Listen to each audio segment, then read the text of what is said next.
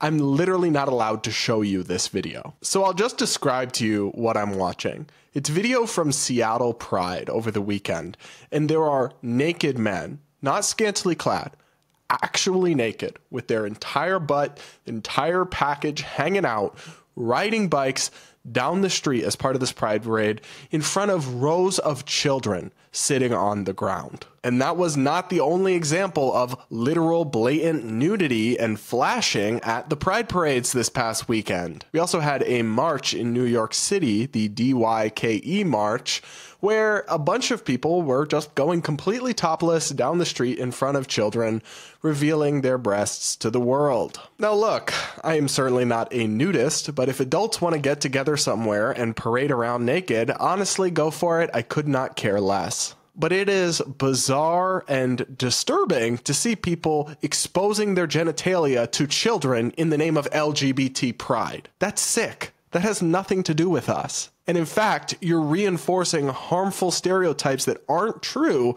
that for decades people falsely believed our community were more likely to harm children. So what do? You go to the biggest, most publicized events associated with the LGBT community and harm children. Absolutely not. And frankly, I don't know the local laws in these places, but it seems illegal. And if it is, they should be arrested for that. But to the audience, I just want you guys to know these videos go viral, and I know you see one after another, but they're really not representative. If I were to walk around an average gay bar anywhere and show people that video, I bet you at least 9 out of 10, if not 9.9 out of 10 gay or lesbian people would say, oh no, that's weird, don't do that. No, I would never do that.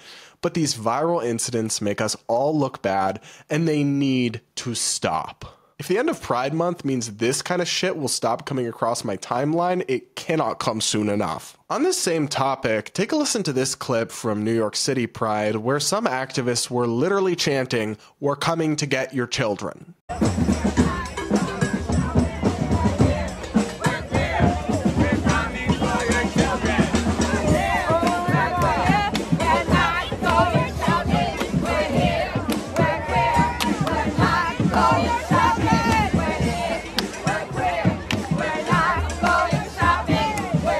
So this is demented and deranged and disturbing. But I will point out that it wasn't most of them. A lot of them seem to be chanting something else. But whoever these individuals are who were chanting, "We're coming for your children," yikes. At first I thought this might just be a totally one-off thing, not worth discussing. But then NBC News ran an article saying the, quote, "coming for your children" chant has been used for years at Pride events, according to longtime march attendees and gay rights activists who said it's one of many provocative expressions used to regain control of slurs against LGBTQ people. And in this case, they said, right-wing activists are jumping on a single video to weaponize an out-of-context remark to further stigmatize the queer community.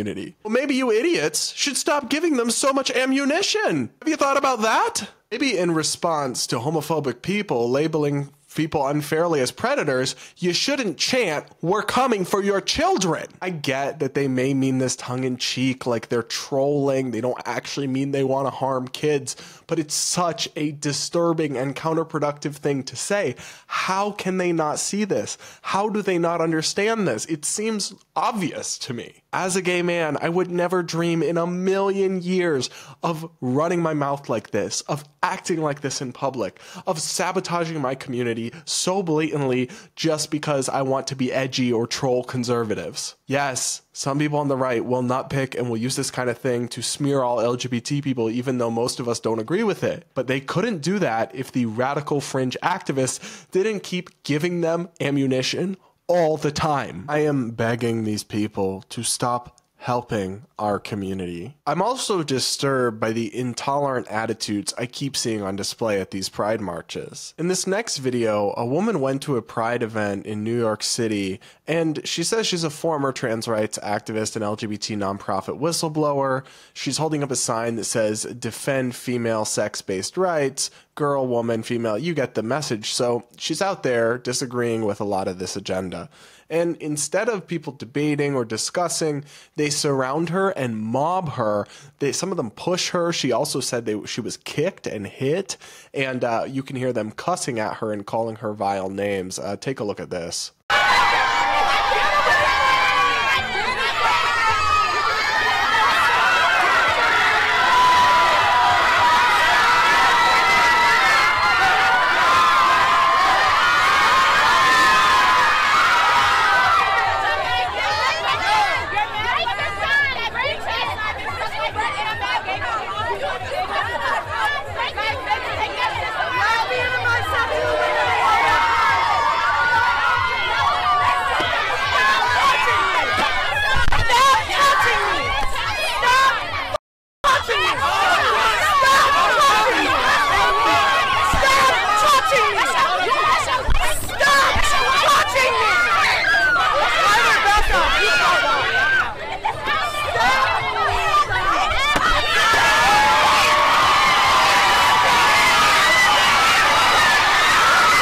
I'm sorry, but when you find yourself assailing the people who disagree with you, you're not the good guy. When you find yourself trying to shout down the people who disagree with you, there might be some problems with your argument that you must be trying to cover up. Any vision of social justice that doesn't respect basic free speech rights isn't social justice at all. It's the same old oppressive, regressive ideology and behavior, simply packaged in a new way from a different team. It's disgusting. It's demented. These people, I don't know who they think they're representing, but they out here looking like an illiberal mob and giving our whole community a bad name. I don't know how many times I have to explain to people that you can't have it both ways. You either support free speech for everyone, yourself and your opponents, or you support it for no one. Not your opponents, but not you either, because that is the inevitable result. When you start restricting free speech, when you start bullying and shouting people down who have different opinions, all of this, it all ends in the same place, and it is a dark and disturbing one, not a progressive one in any meaningful sense of the word.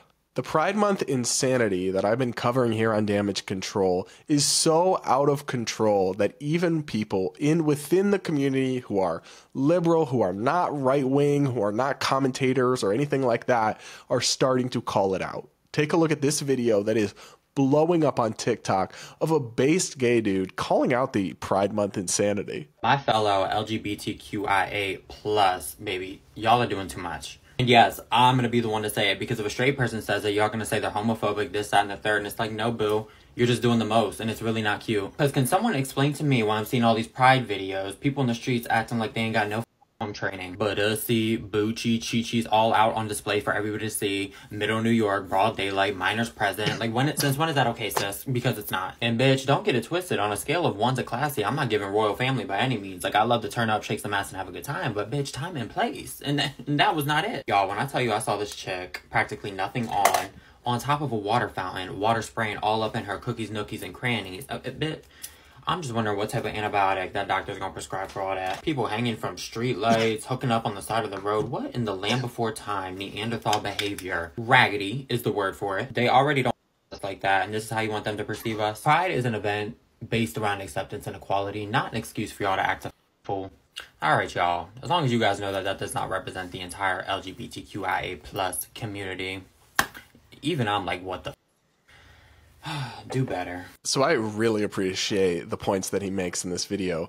Firstly, he's absolutely right that people like us have to speak out, because they will just shout bigot at anybody who's not part of the community who tries to make these obvious points. It's just common sense that there shouldn't be nudity and public indecency in front of minors, and that's not something any sane gay, lesbian, or transgender person should want associated with our community in any way, shape, or form. And he points out correctly that this is only playing in, this kind of insane behavior at the Pride events that we keep seeing weekend after weekend is only playing into the hands of our critics and our haters, who already have these preconceived notions about us that aren't true for the whole population, but these activists and these people at these events keep giving them anecdote after anecdote that does confirm the worst stereotypes. I do want people to understand exactly the point he makes, that this stuff does not represent all LGBT people, not even close. Most of us are sane and normal and just Americans like anybody else, and we don't want to go biking down the street in the nude in front of kids, or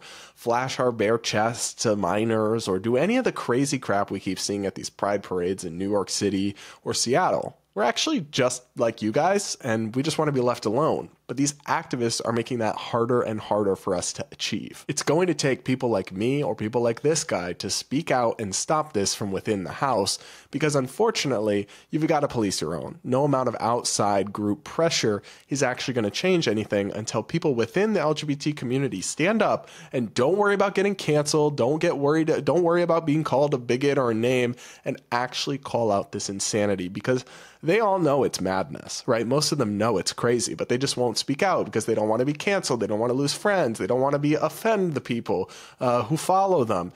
And I'm sorry, some things are more important than being sensitive or not offending anybody.